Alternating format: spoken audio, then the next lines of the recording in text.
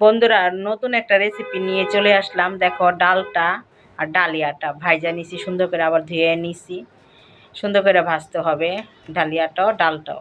আর সোমবারের মধ্যে আমি শুকনো মরিচ দিতে ভুলে গেছি, তোমরা শুকনো মরিচটা দিয়ে নিও। আর এখানে সোমবারের মধ্যে জিরা, মিষ্টি সস আর রাঁধুনি আর ধইনা আদা ছেঁচাটা দিয়ে একটু বাদামি কালার পর্যন্ত অপেক্ষা করব। তারপর কাঁচা লঙ্কা চিরাটা আছে, কাঁচা লঙ্কাটা দিয়ে আবার কিছুক্ষণ নাড়াচাড়া করতে হবে।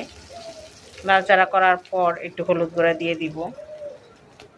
তারপরে ওই যে ডাল আর ডালিয়াটা ধুয়ে রাখছিলাম সেটা দিয়ে দিব। এটা দিয়ে কিছুক্ষণ আবার কষাবো। জানি তোমরা খিচুড়ি রান্না করতে পারো, সেইভাবেই রান্না করবা। এটা আমি আমার এটা নতুন, তার জন্য আমি তোমাদেরকে একটু রান্নাটা শেয়ার করতেছি। ভালো লাগে সব কিছু তোমাদের সাথে শেয়ার করতে, তার জন্য শেয়ার করছি। পরিমাণ মতন জল দিয়ে দিবা। দেওয়ার পর লাস্টে একটু মানে জিরা টেলে রাখছিলাম ওইটা দিয়ে দিব, দিয়ে ঢাকা